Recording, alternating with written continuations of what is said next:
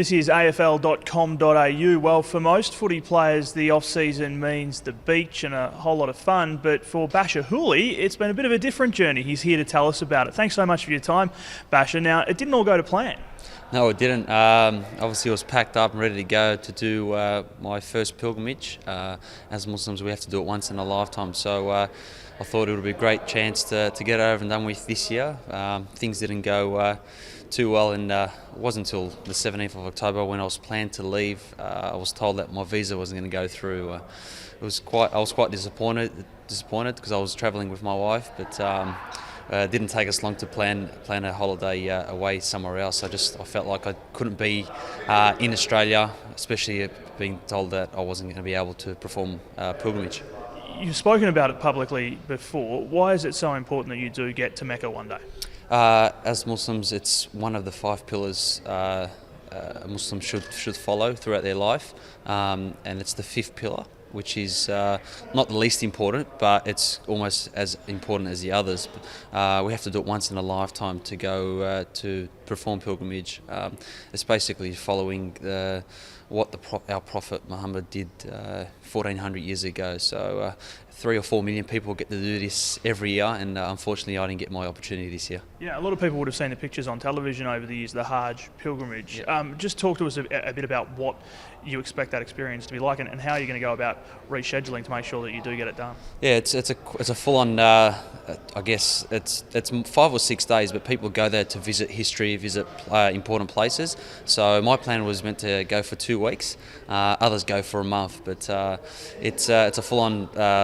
I guess two weeks where you walk. A lot of the travelling is by foot, and it's just basically in the moment. I mean, you go visit the what we call the Black Rock, which is basically the centre of where every Muslim prays to. So when you get to this place, it's the heart just feels attached, and it's. I guess everyone's dream to go visit such a holy place, but for me, as I said, it wasn't for me this year. But it makes me more hungry for next year. So your plan very much is for the end of next season that this is going to be priority number 1 for you. Yeah, it is. I mean, it happens once in a year. It's a specific time during the year.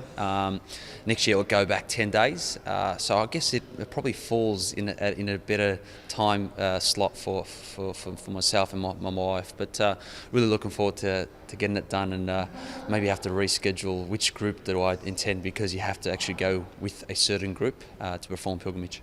Okay, what did you end up doing then if you didn't go to Mecca? Look, I had some plans in case it went sour, but I got told at 2:30 a.m. that my visa wasn't going to come through. So tried to get some sleep, couldn't get some sleep. I got up and went straight to the internet and booked a holiday away to Turkey for 5 days, Dubai 4 days, and Malaysia 3 days. I thought I needed to really get away with the wife, especially when you plan so much for a trip and it goes wrong.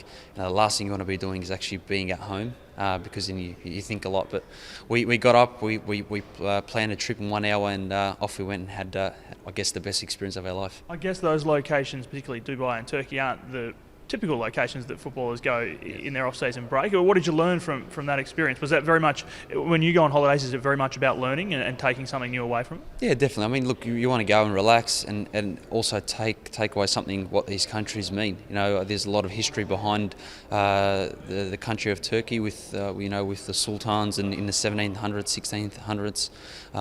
Very important times to go and visit these palaces that they lived in, all the museums that have got a lot of history behind them.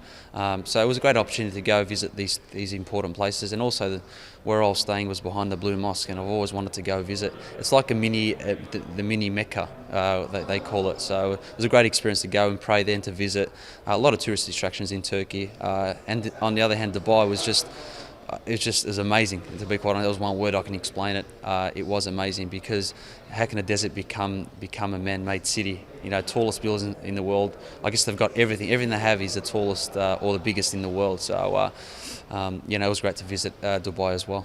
We're almost out of time, but I do want to ask you just quickly about pre-season and looking ahead to next year. Obviously, there's a little bit of change here at the Tigers, a new leader, and I think everybody knows that Trent Cotchin will do a great job. But what about leadership yourself? What do you think about how this club needs to evolve on that front?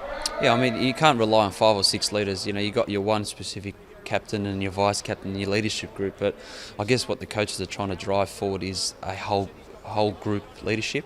You know, we've already seen it in my first session today, where our coaches are getting our young players to get up, our first and second year players to get up and present something. So this, what it does is it gets them out of their comfort zone to help them in life in general, because there's a lot of shy people out there that don't know how to, I guess, speak in public. So it's actually given us a good a learning tool to get up and speak up, and obviously we can hopefully convert that.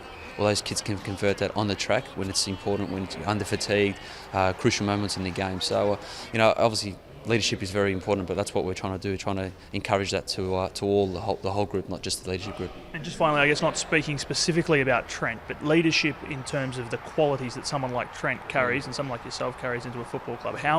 What are those qualities? Can you take us a little bit deeper and tell us what are the specific qualities that someone needs to offer, both on and off the field? Yeah, look, Trent and Chris Newman are two different leaders, whereas Chris was he's a verbal leader. You know, he's always vocal on the field and that, but on the other hand, Trent isn't as vocal, but through his actions he's very encouraging and he leads by example. So it's going to be interesting to see. I mean, Trent isn't the captain yet, but hopefully he gets the captain, because I think he's the best for it at this stage.